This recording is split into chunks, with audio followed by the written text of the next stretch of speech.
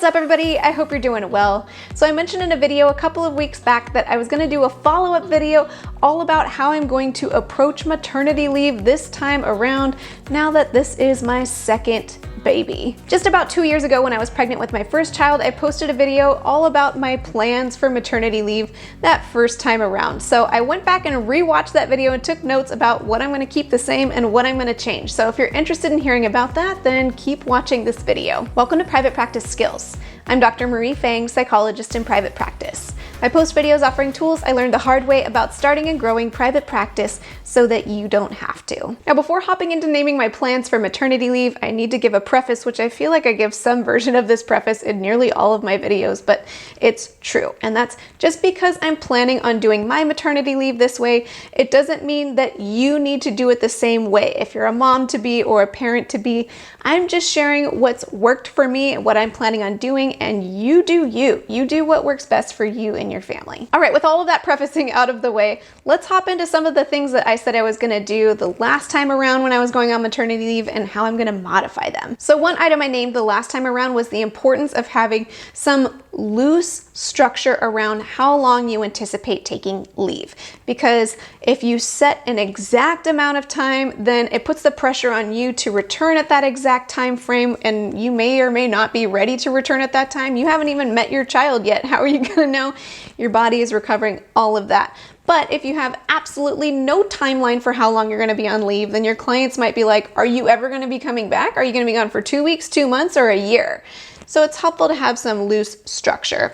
Last time what I did is I told my clients I would be on maternity leave anywhere between 2 and 4 months, and that I would keep them posted right coming up around the 2-month mark what I'd end up going with. In the end, I took 4 months off. Last time I also started my maternity leave at 38 weeks pregnant, which I thought gave myself plenty of runway to kind of have some space before my baby's due date. And though my baby basically arrived on her due date, I needed more time. So this time around, I'm starting my maternity leave a little bit earlier at 36 weeks pregnant.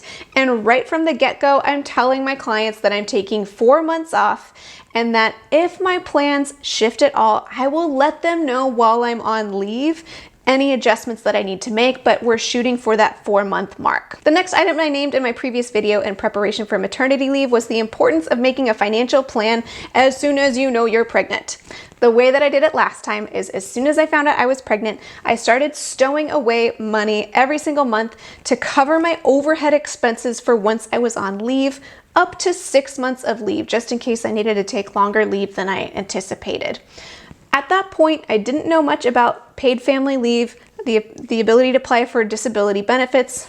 Private practice skills also was not yet earning income at that point the first time around. I only budgeted to cover my overhead expenses and not to take any real actual paycheck while I was on leave. My husband and I were fortunate enough that we could live off of just my husband's income during the time that I was taking off. This time around, I'm approaching my finances very differently. Not only am I stowing away money to cover my overhead expenses like I did last time, but also I'm going to apply for disability, and private practice skills is earning passive income, which will still be coming in while I'm on leave. Yes, I still will be making money while not working, which is awesome. So essentially, my income will very minimally be affected while I'm on leave. I could take leave for a really long time without it really seeing a ding in my income, which is really, really nice. If you're wanting to learn more about that, I have an entire video where I talked about how to get paid still while you're on leave, so I've linked to that video in the description box. The last item I addressed in my previous video about my earlier maternity leave was deciding when to stop taking new clients.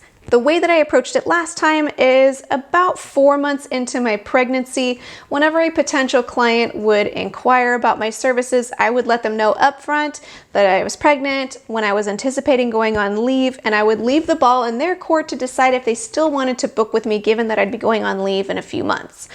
Then I kept taking new clients up until sometime early in my 3rd trimester, after which it felt like there's not quite enough time to really get the work flowing and then close up shop for maternity leave. So I stopped taking new clients even if they were willing to see me at that point. One thing that's really different about my practice now compared to before is Before, my practice was my sole source of income. So if I decided to stop taking new clients, my income would significantly decline. At that point, I was seeing 15 to 20 clients every single week. Now, my practice income is only a small fraction of my total income. I'm seeing 8 clients a week. So what I decided to do this time is, as soon as I found out I was pregnant, I stopped taking new clients. Now, I know that might sound pretty wild to just stop taking new clients like 9 months out from going on leave, but I knew that pregnancy is really, really hard. So if my practice did slow down, I would receive that well. The majority of my income is coming from private practice skills, which I've kept up and running throughout the duration of my pregnancy, and that income has been scaling upwards while I've been pregnant. And I also kept in mind that the last time I was pregnant, my practice actually got very busy right around the end of my second trimester, as my existing clients realized they had only a limited amount of time remaining to still see me, and many folks who were coming in once a month or every other week opted to start coming in more often. Another item I addressed in my last video about preparing for maternity leave is the importance of making sure you offer proper resources and referrals for all of your clients well before you plan to go on leave. And I was very thorough last time in hand tailoring my referrals for each individual client, which my caseload was bigger then, so it was a lot of work that I put into kind of hand holding my clients, connecting them with specific therapists, making sure they made those phone calls in advance of me going on leave if they needed to set up appointments with new therapists. And in retrospect, guess how many of my clients wound up seeing one of the therapists that I connected them with while I was on maternity leave?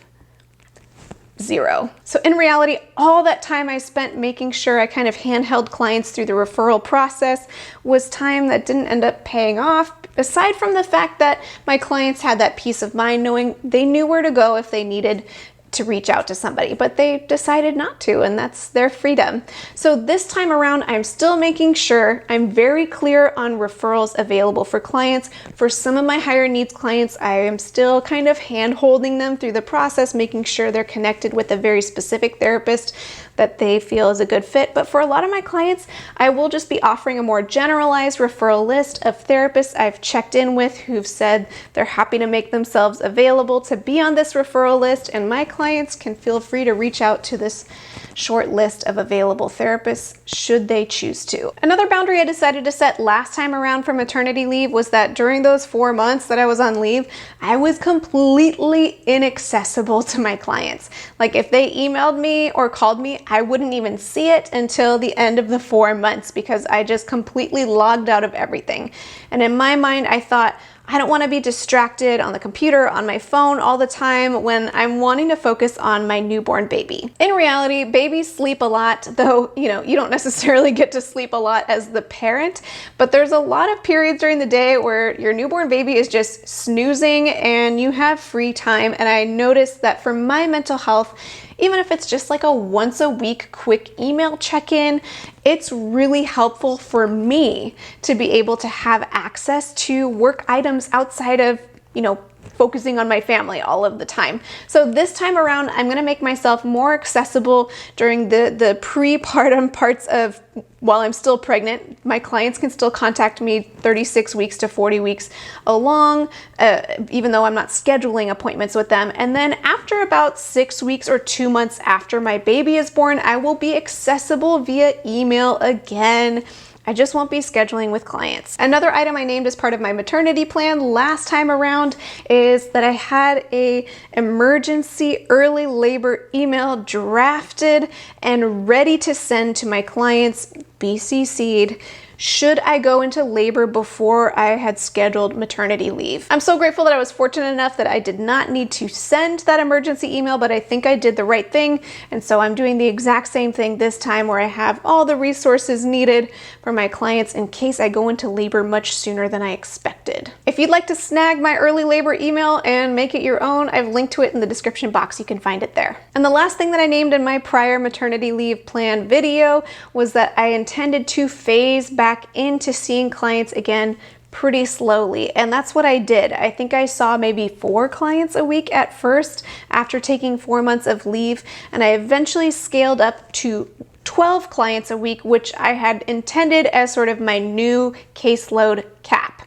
Then the pandemic hit. I didn't have childcare in the way that I normally would, and so I had to scale back to 8 clients a week. And then once I scaled back down to 8 clients a week, I realized that that's actually my sweet spot for now, and so I've kept it there since, even though childcare wise I could see more clients. This time around, I don't intend to phase back in so slowly because 8 clients a week feels like a pretty small and manageable enough caseload size as it is. And so what I'll probably do is once my maternity leave is up, I'll just reopen to my existing clients without marketing to new folks, just see how full my caseload is at that point, and then reassess what rate I want to bring on new clients. And the other takeaway that I would add from what I learned last time around on maternity leave is that not only are you adjusting to life with a new baby in your family, which is very much a significant reason for taking time off from working, but also your body is in recovery. And that I knew on principle, but I just didn't really realize how much of my time would be spent recovering myself. Giving birth to a child is kind of a whole thing. And yeah, the recovery process was probably more intense than the process of learning how to raise a newborn, at least for me. All right, well, that is my plan for now, at least as far as how I'm going to approach maternity leave. I'm sure this time around there will be new surprises that I don't anticipate, because that's the nature of these things. So I will keep you posted if anything goes differently than planned. And since we're on the topic of maternity leave, this is a good time to update you on what I plan to do with the Private Practice Skills channel as I go into maternity leave as well. I have not forgotten about you. So the plan is for the month of June, I will take that whole month off from posting videos. You're gonna see crickets on my channel page for the month of June. That's those last 4 weeks before baby is due, and those are when I'm least functional. And then the plan is that starting back up in July, you're gonna see videos releasing, but they're all gonna be videos that I pre-recorded. So basically, as far as you can tell, I'm gonna be in my 3rd trimester for like the next several months, because those are all videos that I'm recording right now. And then sometime in maybe September or October, I'll start actually filming new videos again. So you'll see me, but I won't be, logging into YouTube until probably September. So that's your little PSA. And before we close, I'd like to thank TherapyNotes.com for sponsoring this video. TherapyNotes helps with all of your practice management needs, which is so helpful, especially right now while I have pregnancy brain taking over my life. They can help with scheduling, notes, and billing, and they have a HIPAA-secure telehealth platform included for all TherapyNotes users. If you're interested in checking out TherapyNotes, you can get 2 months to try it for free with no commitment just by clicking the link in the description of this video. Well, I hope you found this video helpful if you're preparing for parental leave, maybe coming up soon, or maybe just someday down the road. Let me know in the comments if you would add any tips so that other folks can also see what sorts of tidbits have been helpful for other people. And until next time, from one therapist to another, I wish you well.